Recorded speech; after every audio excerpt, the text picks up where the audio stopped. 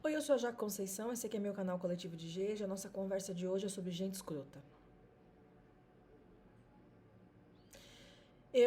Quando soube da notícia de que a organização Me Too havia citado o ministro Silvio como um possível abusador, num primeiro momento eu fiquei num processo de tentar entender o que estava acontecendo, pelo impacto do que essa notícia causa politicamente, racialmente, historicamente, coletivamente, todas as mentes possíveis. E como citava o nome da Aniele, aguardando que de alguma forma ela fizesse um posicionamento sobre essa questão.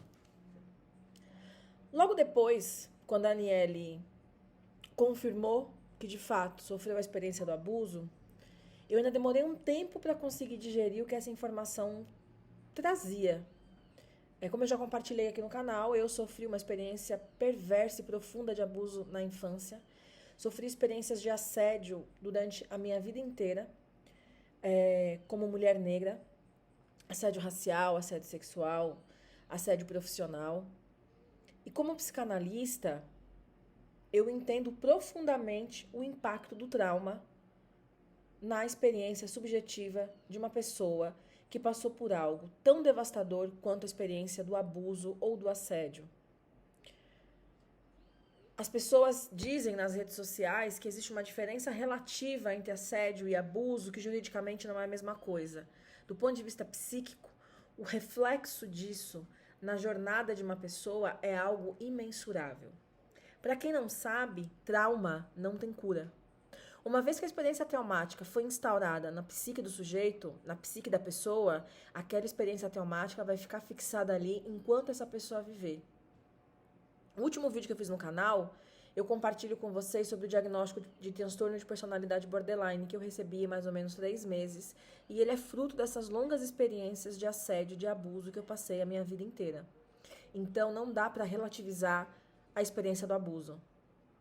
O trauma, enquanto uma estrutura que opera no psiquismo de forma inconsciente, vai moldar a percepção e a noção de tempo, espaço, afeto, autoestima que uma pessoa que passou por essa experiência vai ter que lidar. O trauma ainda tem um efeito contínuo, hereditário. A experiência que eu passei traumática de abuso é algo que afeta os meus filhos e vai afetar os filhos deles, porque a extensão disso se traduz na forma como eu existo no mundo. Então, essa experiência traumática que essas mulheres passaram e que todos os dias centenas de mulheres negras passam no Brasil é algo que impacta diretamente as crianças e os adolescentes da nossa comunidade. É inadmissível, é inaceitável relativizar que um homem negro tenha abusado de uma mulher negra, tentando minimizar juridicamente a diferença entre assédio e entre estupro e entre abuso e entre várias outras coisas. Não existe relativização e minimização para uma prática que agride uma pessoa na sua constituição íntima. A sensação devastadora de sofrer um abuso, de se sentir um objeto velho, de se sentir algo que pode a qualquer momento ser violado, é algo que não tem punição jurídica que dê conta. O trauma coletivo que nós, mulheres negras, carregamos nesse país há 500 anos, dos múltiplos abusos e estupros que as nossas antepassadas sofreram, que as nossas mães sofreram, nossas avós, bisavós, tias, primas, irmãs, que nós sofremos, não existe relativização.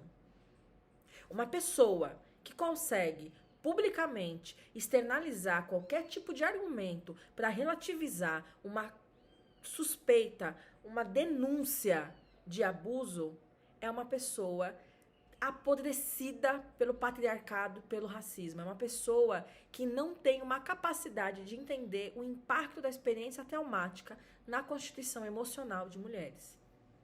Mulheres que sofrem experiências de abuso são vulneráveis ao longo da vida a sofrerem outros episódios de abuso.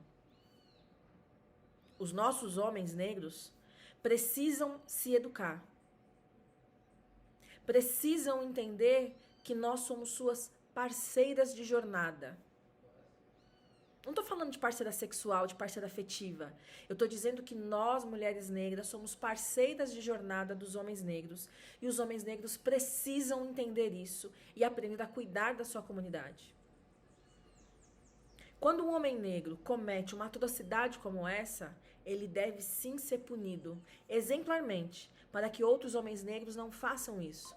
Nós sofremos com a exploração no mercado de trabalho pelos homens brancos, porque são eles que são donos das grandes empresas, que nos contratam com salários menores em condições de trabalho insalubres e adoecedoras. Sim, porque as mulheres negras são as que mais adoecem de burnout.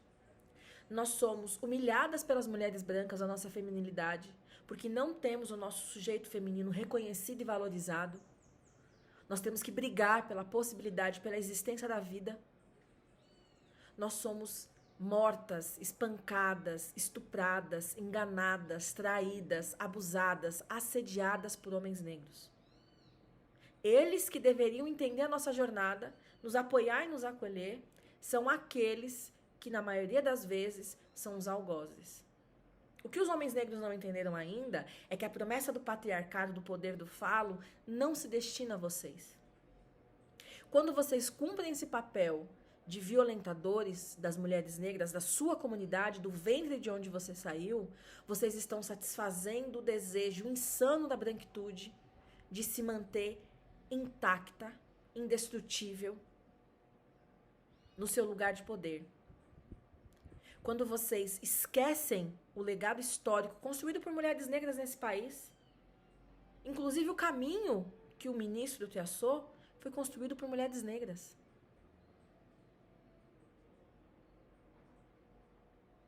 E quando homens negros esquecem desse legado, o que eles atraem para eles é má sorte, doença, abandono. Nós precisamos começar a olhar para as coisas como elas são. A experiência traumática do assédio, do abuso, do estupro, da violência é algo que vai ficar imantado na experiência da nossa comunidade mais uma vez. Então, nós temos que começar a pensar estrategicamente quais são os recursos que a gente pode mobilizar para lidar com isso. E sim, mulheres negras precisam ser estimuladas a denunciarem violências de abuso, por mais difícil que seja. E a nossa comunidade precisa aprender a acolher essas denúncias e a lidar com elas de forma madura e de forma crítica. Nós não perdemos, porque nós nunca ganhamos. Enquanto um único homem negro for capaz de mentir, enganar, trair, abusar, violentar uma mulher negra, nós vamos continuar sem ganhar nada. Não existe sociedade desenvolvida onde mulheres e meninas não estejam protegidas. Nossa comunidade pode ganhar prêmios, pode ter cargos de poder no Estado, pode ser presidente da maior empresa do Brasil, pode apresentar o melhor programa da Rede Globo. Mas enquanto mulheres e meninas não tiverem a sua vida garantida e protegida, principalmente pelos homens negros, nós não teremos nada.